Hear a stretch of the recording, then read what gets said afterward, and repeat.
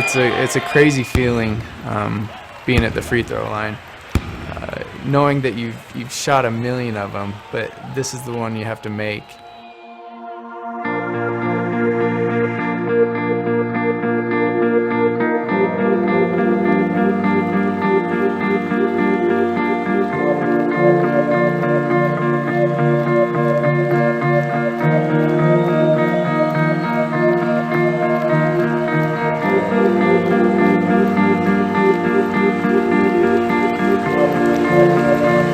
Well, it definitely is a lot easier to watch your husband play basketball than it is to watch your son.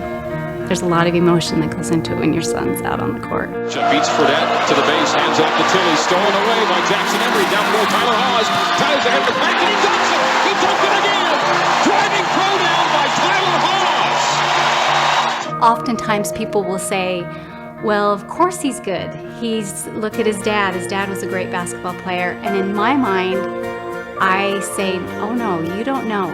You do not know how hard he has worked. You know, I never was the most talented kid, but the one thing that my dad always taught me was that if we just work as hard as we can, good things are gonna happen. When Tyler was in the 3rd grade, he was cut from a team, really good team, and was devastated. So Marty pulled him aside and told him, we'll work harder than everybody and we'll put in the time. One of the things that we decided that we would do is we would get up early and we would go over to the church and that we would just start working. We did so many drills in the summer and it was repetition of those drills that made it so we could do them in the game. We would keep track. How many free throws have we made today? And we would do it in tens. We would try and shoot 100 a day and get a certain number. At first, it was probably in the 60s or maybe 70s, and you know, by the end, all you're doing is counting the misses. It was so awesome to have him there and be willing to help me in those early mornings in the summer.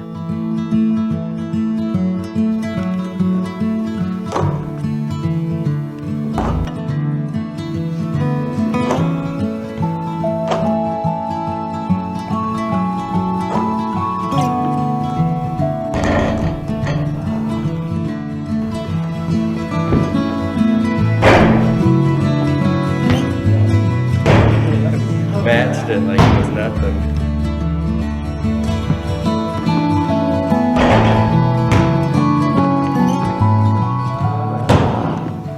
No, we didn't want him to see that. By 8 o'clock, when I would take off and go to work, for me to have already spent 2 hours with him, a great blessing in my life and I think in Tyler's development. You know, the gift that Tyler has been given is he just works. He'll work and work and work. You know, sometimes maybe not having the most natural talent or ability is not the worst thing in the world. For Tyler, it was, you know what, I will work hard, and you know, lots of good things have come from that. Dear Elder Haws, you are hereby called to serve as a missionary of the Church of Jesus Christ of Latter-day Saints. You are assigned to labor in the Philippines. It's always been my plan to serve a mission, and I made it a goal when I was, you know, a little kid in primary to serve a mission. So, you know, a lot of people will ask me, you know, why are you leaving basketball? You have so much going for you? Why are you leaving right now?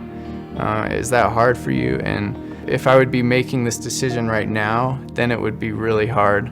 But just the fact that I made that decision a long time ago, it really has been an easy decision for me. You know, as someone who has served a mission, to be able to go and be able to see how the gospel can have an influence on people's lives, that's a great blessing. And you know, as a dad, I'm really happy that Tyler will get to experience that.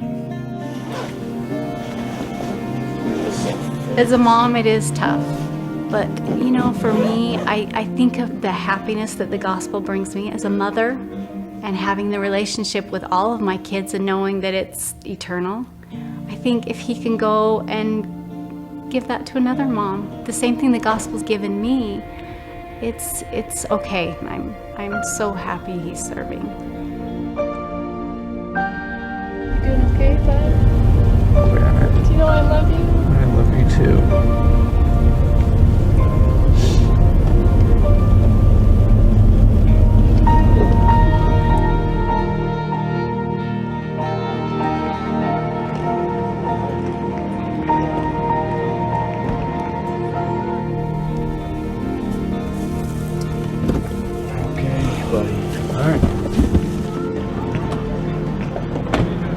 To be a priesthood man is a lot more important than all of the other things, and we've been able to watch that progress as he was a deacon and a teacher and a priest, and watch him magnify his calling, watch him serve, watch his leadership ability grow, and for us to see him honor his priesthood and know that that's an important thing in his life, that's something that as a parent gives you a lot of satisfaction.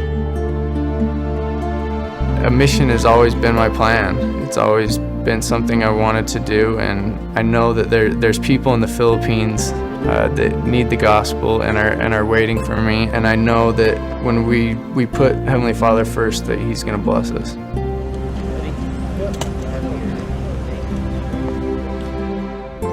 You know, I just picture myself back at the church with my dad rebounding for me, and I just trust myself and trust that my hard work will pay off and it'll go in.